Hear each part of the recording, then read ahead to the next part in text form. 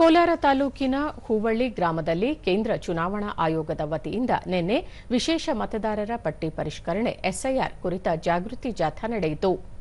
ಬಿಎಲ್ಒಗಳು ಪ್ರತಿ ಮನೆಗೆ ತೆರಳಿ ಎಮ್ಯುನರೇಷನ್ ಅರ್ಜಿಗಳನ್ನು ವಿತರಣೆ ಮಾಡಿದರು. ಅರ್ಜಿ ಭರ್ತಿ ಮಾಡುವ ಹಾಗೂ ಅಗತ್ಯ ದಾಖಲೆಗಳನ್ನು ಒದಗಿಸುವ ಕುರಿತು ಮತದಾರರಿಗೆ ಮತಗಟ್ಟೆ ಅಧಿಕಾರಿಗಳು ಮಾಹಿತಿ ನೀಡಿದರು. ಮತದಾರರಿಂದ ಉತ್ತಮ ಪ್ರತಿಕ್ರಿಯೆ ವ್ಯಕ್ತವಾಯಿತು.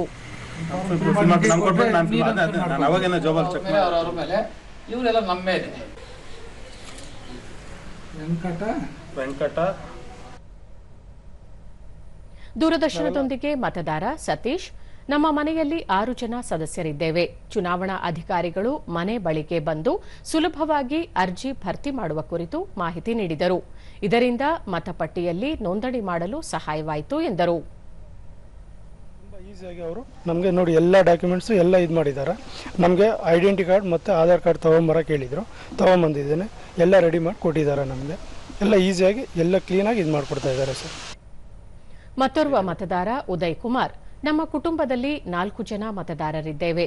ತಂದೆ ತಾಯಿಯವರು ಈಗಾಗಲೇ ಗುರುತಿನ ಚೀಟಿ ಪಡೆದುಕೊಂಡಿದ್ದಾರೆ. ಈಗ ನನ್ನ ಪತ್ನಿಯ ದಾಖಲೆ ನೀಡಿ ನೋಂದಣಿ ಮಾಡಿಸಿದ್ದೇನೆ. ಪ್ರತಿಯೊಬ್ಬರೂ ಇದರ ಸದುಪಯೋಗ ಪಡೆಯಬೇಕು ಎಂದು ತಿಳಿಸಿದರು. ಅದನ್ನು ಕೂಡ ಅಪ್ಡೇಟ್ ಮಾಡೋದಕ್ಕೆ ಅವಕಾಶ ಇದೆ ಅಂತ ಹೇಳಿದ್ದಾರೆ.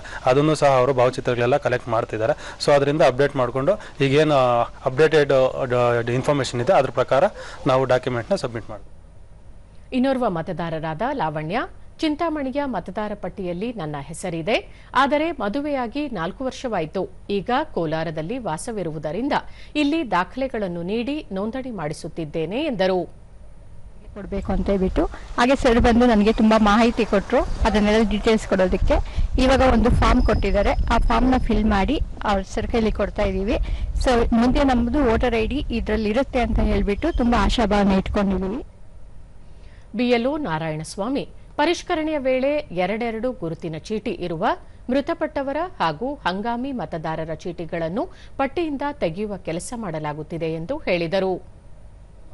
ಒಗ್ಗಟ್ಟಾಗಿ ಮಾಡ್ತಾ ಇದ್ವಿ, ಅದೊಂದು ಜೊತೆಲಿ ಮಾಡ್ತಾ ಇದ್ವಿ. ಹೊರಗೆಲ್ಲ ಚೆನ್ನಾಗಿ ಹಿಡಿತಾ ಇದ್ವಿ. ಮನೆಯನ್ನು ಹೋಗಿ ಪಾಂಪ್ಲೆಟ್ ಹಚ್ತಾ ಇದ್ವಿ. ಪಾಂಪ್ಲೆಟ್ ಹಚ್ತಾ ಇದ್ವಿ. ಮನೆ ಮುಂದೆ ತಿಳುವಳಿಕೆ ಹೇಳ್ತಾ ಇದ್ವಿ. ಈ ಥರ ಇದೆ ಈ ಥರ ಅಂತ ಹೇಳ್ತಾ ಇದ್ವಿ. ಮನುಷ್ಯನಿಗೆ ಹೇಳ್ತಾ ಇದ್ವಿ. 2 ಫಾರಮ್ ಕೊಡ್ತೀವಿ. 2 ಫಾರಮ್ ಫಿಲ್ಅಪ್ ಮಾಡಿ ಕೊಡಬೇಕು.